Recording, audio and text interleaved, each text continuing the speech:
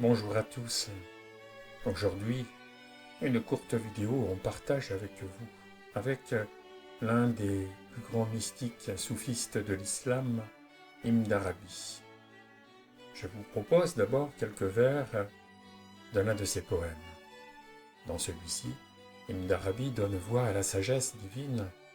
Je lui prête alors ma voix. Écoute, ô bien-aimé, je suis la réalité du monde, le centre et la circonférence. J'en suis les parties et le tout. J'en suis la volonté établie entre le ciel et la terre. Je n'ai créé en toi la perception que pour être l'objet de ma perception. Si donc tu me perçois, tu te perçois toi-même, mais tu ne saurais me percevoir à travers moi. C'est par mon regard que tu me vois et que tu te vois. Ce n'est pas par ton regard que tu peux m'apercevoir, bien-aimé. Tant de fois t'ai-je appelé et tu ne m'as pas entendu. Tant de fois me suis-je à toi montré et tu ne m'as pas vu. Tant de fois me suis-je fait douce effluve et tu ne m'as pas senti. Nourriture savoureuse et tu ne m'as pas goûté. Pourquoi ne peux-tu m'atteindre à travers les objets que tu palpes ou me respirer à travers les senteurs? Pourquoi ne me vois-tu pas? Pourquoi ne m'entends-tu pas? Pourquoi? Pourquoi? Pour toi, mes délices surpassent tous les autres délices, et le plaisir que je te procure dépasse tous les autres plaisirs. Pour toi, je suis préférable à tous les autres biens. Je suis la beauté, je suis la grâce. Bien-aimé, aime-moi. Sois à moi, pour moi, comme tu es en moi, sans même que tu en aies conscience, bien-aimé. Allons vers l'union. Et si nous trouvions la route qui mène à la séparation, alors nous détruirions la séparation.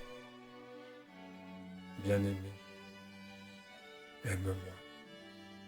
Tant de belles choses résonnent en moi à travers ce poème, qu'elles se bousculent presque en moi pour vous les partager. Déjà cette évidence qui m'éclabousse de son insolence. Seul l'amour qui est la force unificatrice peut réaliser l'union. Et c'est dans cette unité retrouvée qu'alors le paradigme de la séparation qui dirige encore nos pseudo-civilisations pourra se dissoudre tout naturellement. L'un qui est tout est notre propre reconnaissance, celle de la révélation de notre vraie nature. Et puis, comme le disait Oscar Wilde, la beauté est dans les yeux de celui qui regarde. Et ce regard intérieur, au goût sacré d'un silence trop plein, c'est celui de la conscience inconditionnée en nous, cette pure présence, celui qui est tout, que l'on appelle aussi amour sans condition, a créé la séparation pour expérimenter l'amour. Offrons à la conscience universelle sa reconnaissance, car si elle s'est manifestée depuis le Big Bang, à travers sa création, c'est pour s'aimer elle-même, pour s'expérimenter elle-même, pourrait-on dire, c'est-à-dire faire l'expérience de l'amour de ce qu'elle est de toute éternité, sinon sans l'illusion de la séparation, ce jeu de la vie, la conscience universelle ne pourrait pas s'expérimenter. Il n'y aurait personne pour aimer. Elle s'est donc séparée d'elle-même afin de pouvoir s'aimer. Alors à travers notre abandon, laissons-nous absorber sur son buvard d'amour inconditionnel et absolu. Ainsi nous sommes à la faculté de percevoir, de ressentir, de sentir que nous sommes conscients d'être. Ou plutôt, nous sommes une parcelle de cette capacité intrinsèque de la conscience universelle qui est tout ce qui est, le tout qui contient tout, y compris le rien. Et nous l'informons comme il nous informe, comme un hologramme, le tout est en chacun de nous, et nous le partageons tous. Nous sommes tous un, nous sommes en lui comme il est en nous, comme l'huile est présent dans la graine, comme la sève circule dans l'arbre. L'amour, sans condition, est la sève de la vie tissant toute la création. C'est le processus de manifestation, cette intelligence créatrice qui anime l'univers comme il nous anime. En d'autres termes, ce n'est pas nous qui vivons, c'est la vie qui vit en nous, pour faire éclore en nos cœurs le regard d'accueil inconditionnel de l'amour. Un regard appelé à se regarder lui-même, comme si deux ouvertures se contemplaient, pour mieux rentrer en communion, en surfusion, devrais-je même dire, comme si l'amant et l'aimé ne faisaient plus qu'un, dans l'amour enfin réunis, dans l'amour sans condition, cet amour infini qui est notre suprême guérison, un amour absolu qui est notre ultime liberté, celle d'aimer sans avoir besoin d'être aimé. Sinon, nous restons des mendiants de l'amour qui n'aiment conditionnellement que pour réclamer l'amour des autres, par simple inaptitude à s'aimer soi-même. Alors comment peut-on donner à autrui ce que l'on est bien incapable de s'offrir à soi-même? L'amour sans condition est un don, parce qu'il n'est pas un don. En d'autres termes, c'est une offrande et non une compétence particulière. Ce poème me fait penser aussi au sens du goût, dans le sens métaphorique de se goûter soi-même. Parce que l'on ne peut expliquer le goût d'un fruit, il faut bien le goûter. Et donc, pour annihiler la séparation et réaliser l'union, l'amour se goûte pour se reconnaître. L'univers est bien le corps de la conscience universelle, et l'amour est notre destin commun, celui de toute l'humanité. Goûter sa vraie nature, c'est goûter cet espace silencieux à l'intérieur de nous. C'est écouter la vie en soi. Alors, l'amour nous fait devenir ce que nous aimons, comme le disait Maître Eckhart. Ainsi, je vous souhaite d'aimer l'amour. Pour le formuler autrement, je citerai Angelus Silesius dans Le Pèlerin chérubinique, qui écrit « Dieu est mon centre, quand je l'enserre en moi. Il est mon cercle, quand par amour je me fonds en lui. » Cela exprime tellement la force de l'unité quand, une fois dépouillés des barreaux de l'exil, nous regagnions de notre vivant la source originelle. Alors, nous devenons des fontaines d'amour finissant l'infini. En fait, quand on perd le sens, on trouve l'essence. Ce qui veut dire, au-delà des sens de perception, au-delà du sens commun qui nous fait interpréter la réalité à travers le prisme de nos filtres conditionnés, de nos empreintes, de nos ornières, eh bien on trouve, in fine, l'essence ultime de la vie. C'est cette intériorité infinie, cet espace d'accueil qui, comme dans le poème d'Ibn d'Arabie, nous anime de façon inconditionnelle, pour que nous tournions enfin notre regard vers lui, et que nous tombions alors amoureux de l'amour. Mais revenons maintenant sur le sens de la vision, du regard, et pour être plus précis, celui de l'observateur quantique. C'est un observateur intérieur, comme un témoin, une conscience qui perçoit. C'est notre faculté de percevoir. Il y a l'observateur et celui qui perçoit, donc qui ressent, qui est sensible.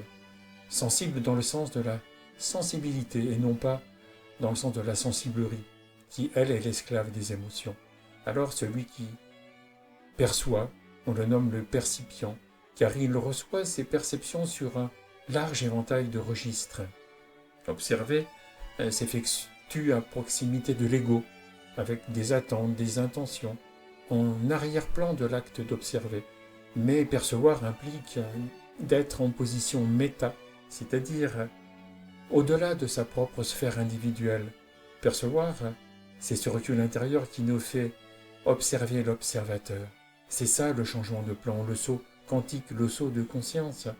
Voir la personne, celle de l'ego comme étant un objet phénoménal, comme tout autre objet phénoménal perçu. Alors on s'aperçoit que la conscience est une sorte de rétroaction, une sorte de feedback informationnel entre ce que l'on nomme le monde intérieur et le monde extérieur, et qui n'est bien sûr que le champ unifié, cette matrice vivante originelle. Bien sûr, tout cela nous interpelle, notamment sur des notions comme celle de la causalité et du libre arbitre, question que je traiterai avec vous lors de prochaines vidéos. Pour l'instant, il nous faut intégrer que non seulement l'observateur influence ce qu'il observe, mais qu'il est aussi influencé retour par son observation.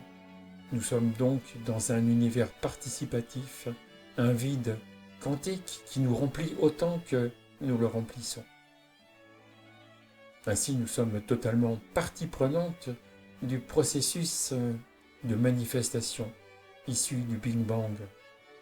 En d'autres termes, la réalité nous crée. Mais nous la créons en retour avec la qualité, ou pas, de notre observation. En fait, comme je l'ai déjà dit, votre manière de croire, de vous croire, détermine votre façon de voir. On peut dire aussi, votre réalité n'a de réalité que celle que vous lui donnez. Car, au niveau quantique, les quantas se comportent soit comme des ondes, soit comme des particules en fonction de la façon que nous avons de les observer. Cela explicite ce que je disais il y a peu à propos du percipient, celui qui perçoit. La différence entre l'observateur et le percipient, c'est que dans l'observation, il y a un sujet et un objet observé. Alors que dans le cas du percipient, le sujet et l'objet se sont unis dans la fusion d'une perception pure. Ils ont fusionné dans un seul regard, un regard qui n'appartient à personne, le regard de l'amour, celui de la pure présence qui est un avec ce qui est tel que c'est. Et cela nous renvoie encore une fois au poème d'Ibn Arabi, avec l'amant, l'aimé et l'amour. En prenant un peu de hauteur encore, avec le regard des télescopes spatiaux à venir sur le plan de la matière, il est évident que la conscience universelle cherche à se faire découvrir, à se laisser voir. Presque au moment où il y a 14 milliards d'années, elle a créé l'univers.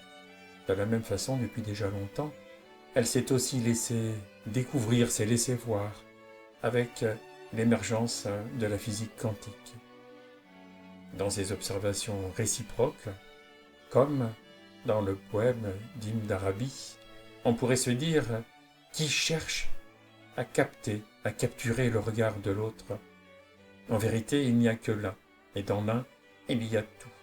Un tout qui contient aussi le rien, l'être et le non-être sont un. Ainsi, il n'y a rien à chercher parce que rien ne nous manque. Nous sommes ce que nous cherchons. Nous sommes le soi suprême s'expérimentant en lui-même.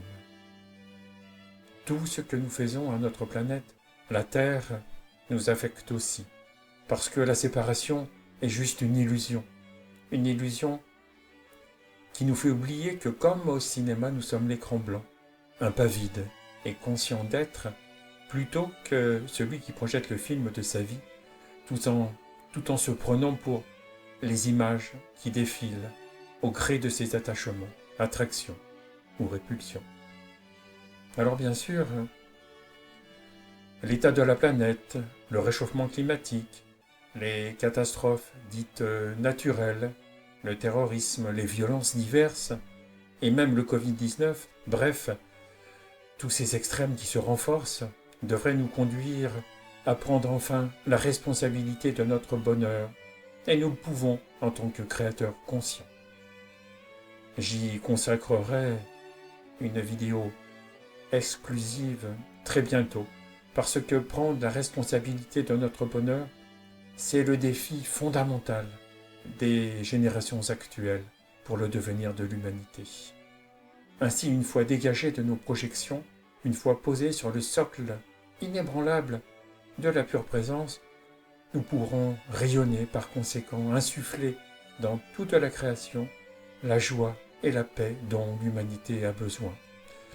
Alors, en d'autres termes, c'est mettre l'amour en action, c'est le programme quantique offert à tous que je dispense bénévolement. Aussi, merci de bien vouloir vous abonner, nombreux à ma chaîne YouTube. Ensemble, nous constituerons un réseau d'éclaireurs, porteurs de paix et de lumière. Ensemble, nous ferons germer des graines d'amour dans le cœur de la famille humaine. Il me reste à vous souhaiter d'aller à l'intérieur de vous, de tomber amoureux de l'amour, de ne plus projeter, et que votre observateur devienne la perception pure. Alors, bonne perception à tous, et à très bientôt.